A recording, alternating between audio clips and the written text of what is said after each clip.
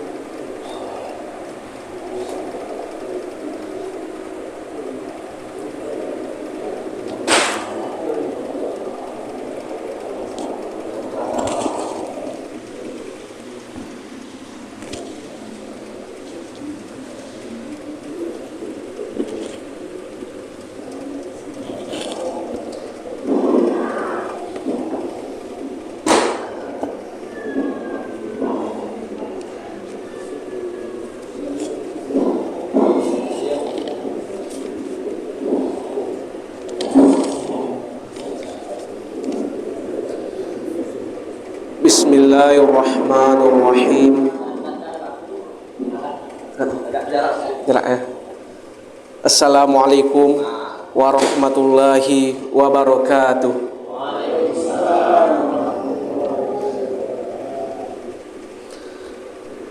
Alhamdulillah, alhamdulillahilladzi hadana lihada wa ma kunna linahtadiya laula an hadanallah.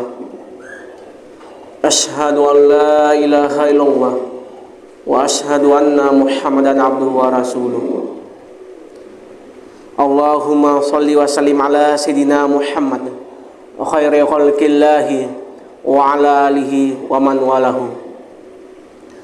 Amma ba'du, fa ya ibadallah, ittaqullah haqqa tuqatih wa la tamutunna illa wa antum muslimun.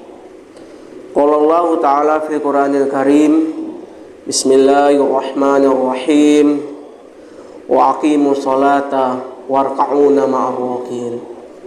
Sadaqallahu adzim. Pertama-tama yang paling utama, marilah kita panjatkan puji dan syukur yang mana Allah telah memberikan kesehatan dan kelapangan sehingga kita dapat berkumpul di musola kita ini. Kemudian selawat beserta salam tidak lupa pula kita sanjungkan, yaitu kepada Nabi kita, Nabi besar Muhammad SAW, yang mana Rasulullah telah memperjuangkan agama kita dari zaman dahulu hingga zaman sekarang ini, dari alam kebodohan menuju alam berilmu pengetahuan yang kita rasakan pada saat sekarang ini. Ma'asyiral muslimin rahimakumullah, yang saya hormati bapak-bapak, ibu-ibu jemaah tarawih yang dirahmati oleh Allah. Adapun tema kita, tausiah agama kita adalah keutamaan sholat berjamaah. Maka sholat berjamaah adalah dianjurkan untuk kita dan wabil khusus kepada kaum bapak, ya bapak, ya. Kalau kaum ibu boleh di rumah, ya, boleh di musola juga, boleh di masjid juga, ya.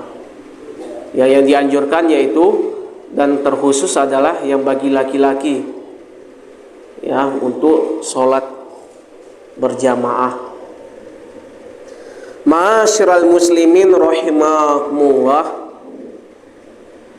maka adalah pondasi mendirikan sholat ini adalah sebagai ibadah ritual, ibadah kita langsung kepada Allah, yaitu ibadah ritual namanya, yaitu sholat.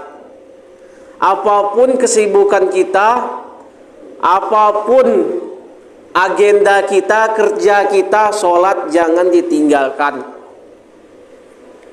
Jangan pernah sekali-kali meninggalkan sholat. Gimana pun kita sibuknya, semua ada rukhsahnya di dalam sholat itu.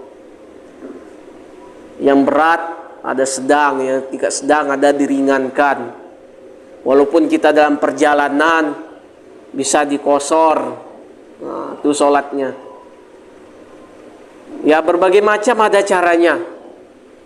Nah, maka sholat ini adalah harus kita kerjakan, wajib hukumnya. Apabila dikerjakan berpahala, apabila ditinggalkan berdosa. Kedudukannya harus dikerjakan. Ma'asyiral muslimin rahimakumullah, wa aqimus shalah, dan dirikanlah olehmu salat, katanya. Salat, dirikanlah salat.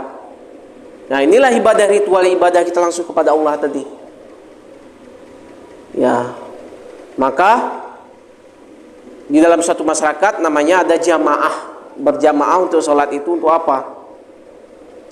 Untuk menjaga persatuan dan kesatuan umat, menjadi umat yang qudwah, menjadi umat yang uswah, menjadi umat hasanah. Inilah di dalam sholat kita berjamaah. Maka ini fadilahnya, kebesarannya dalam sholat berjamaah ini adalah 27 derajat dibanding kita sholat sendiri. As-sholatu jamaah afdol min sholatul fardhi. Maka dijelaskan di dalam hadis juga, maka dijelaskan di dalam kitab I'anatul Thalibin fikih jilid 2, menjelaskan tentang sholat berjamaah juga, betapa besarnya pahala sholat berjamaah itu. Begitulah kalau kita sholat sendiri hanya sedikit, cuman sholat berjamaah banyak. Maka kita usahakan rutin sholat berjamaah untuk menjaga persatuan dan kesatuan kita. Bentengnya lebih besar sholat jamaah ini, Pak, dibanding kita sholat sendiri. Kalau sholat sendiri kita lebih mudah setan itu menggoda kita, mengganggu kita. Tes lah. Nah, coba kalau sholat sendiri, pasti itu. Coba sholat jamaah, itu agak susah dia mengganggunya. Itu kalau kita berjamaah tuh, persatuan berjamaah. Maka itulah kebesaran kita sholat berjamaah. Ma'asyiral muslimin rahimakumullah. Ya, jadi sholat ini mencegah kekejian dan kemungkaran. Inna sholata tanha 'anil fahsya'i wal munkar. Sesungguhnya solat itu mencegah dari keji dan mungkar, mencegah dari sifat-sifat yang tercela. Itulah di solat. Apapun kita itu dia, semua itu adalah di solat. Ada sekarang orang solat, Pak, gak pernah solat, doanya rajin, diterima kan? Gak diterima. Kenapa? Doa kami lama diterima, padahal kami rajin sholat. Sabar, mungkin itu ada proses dia. Mungkin tahun ini tidak diterima doa kita, tidak diijabah, mungkin tahun depan. Begitu kita mengajukan proposal, begitu juga. Enggak langsung ini, tak langsung tidak. Kecuali mungkin sholat tahajud. Nah, karena di situ waktu sunyi, di situ waktu apa, langsung. Maka kita harus sabar, walaupun gimana, gini aja nasib kita, sholat pun gini, ya. Yang khawatirnya kita nanti adalah istidraj, orang yang jarang sholat dan tidak pernah sholat sama sekali, sering melalaikan sholat, tapi rezekinya dimudahkan oleh Allah. Ini hati-hati, ini diuji oleh Allah dalam diri kita. Makanya kita sholat ini adalah perintah dari Allah. Perintah. Maka ketika dahulu sahabat ya sholat di rumah, marah Rasulullah, hampir saja membakar Rasulullah rumah sahabat tersebut. Begitulah Rasulullah itu tegasnya waktu dulu membina umat-umatnya. Coba kalau sekarang ini terapkan kayak gitu, nggak bisa.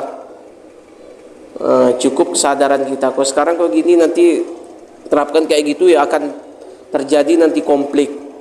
Begitulah Rasulullah itu tegasnya. Dan ada sebagian sahabat yang buta. Ya Rasulullah, apakah saya ini wajib sholat ke masjid sementara saya ini buta? Kamu mendengar azan? Iya. Mereka tetap sholat. Begitulah dia tegasnya membimbing sahabat-sahabat dulu, umat-umat yang terdahulu. Maka syiarlah agama Islam hingga pada saat sekarang ini. Makanya daripada itu kita tetap komitmen, tetap sholat berjamaah, karena itu adalah perintah dari Allah. Ma'asyiral muslimin rahimakumullah. Kita ini sebagai contoh dalam keluarga, sebagai qudwah, contohkan kepada anak-anak kita. Banyak orang kaum bapak sekarang ini, Bu, Pak ya, anaknya dimasukkan ke pesantren. Mungkin karena kewalahan tak gimana ya, masukkan. Sementara orang tuanya sendiri tidak sholat, anaknya disuruhnya sholat. Gimana kita memberi contoh kepada anak-anak kita? Sementara orang tua tidak sholat, sholat kok tidak sholat. Orang tua tidak sholat. Apapun dalam hidup kita, didik anak kita sholat. Tanya kabar mereka, udah sholat nak? Walaupun dalam perantauan, walaupun dimanapun mereka kuliah, sholat dulu ditanya. Jangan udah makan nak. Ini kebiasaan kita orang tua paling banyak ini. Bukan sholatnya dulu ditanya, makannya dulu. Maka tetap nih, sholatnya. Udah sholat nak. Supaya terbiasa untuk mendidik sholat rutin. Kemudian rutin berjamaah juga. Itu untuk didik anak kita sholat. Sholatlah kita sebelum kita disolatkan. Kalau udah disolatkan kita ngapain lagi sholat? Mau dibalikkan ke bumi, ya Allah balikkan aku ke bumi lagi, aku rajin beribadah, bersedekah, berzakat, berinfak. Gak bisa lagi kalau udah disolatkan kita, udah wafat kita. Maka kita hidup ini hanya sementara saja.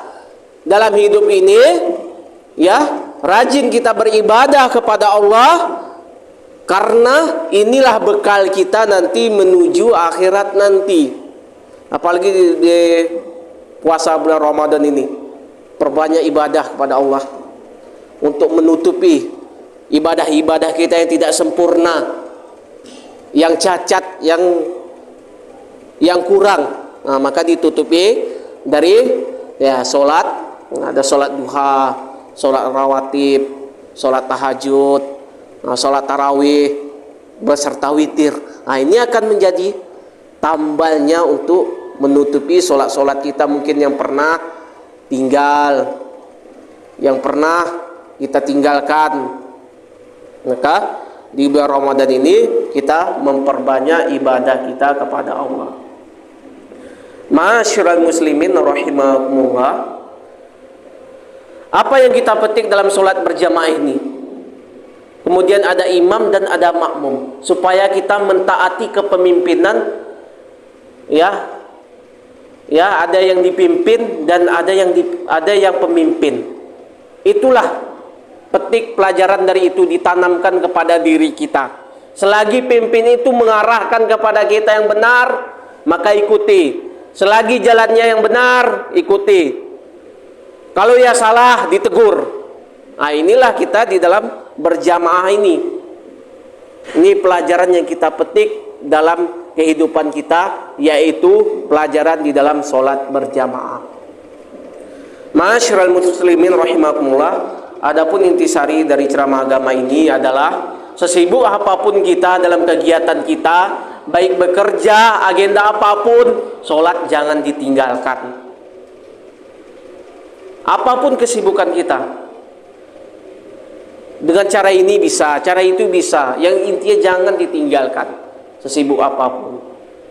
Mau di perjalanan kita, mau acara apapun, apalagi acara kondangan, Bu, Pak ya, yang paling banyak orang-orang kita meninggalkan sholat. Acara-acara pesta paling banyak kali meninggalkan sholat.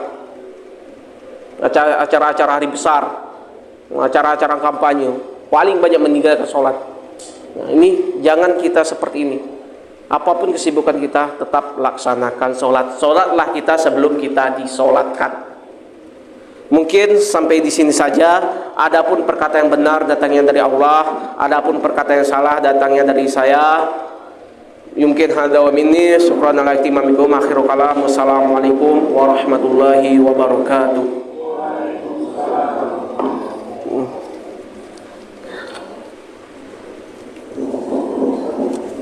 Terima kasih kepada Ustaz apa yang telah disampaikan, semoga bermanfaat bagi kita semua. Dan masalah tarawih berjamaah yang akan diimami oleh Ustaz. Saya selaku isi apabila ada kata-kata yang salah saya mohon maaf. Assalamualaikum warahmatullahi wabarakatuh.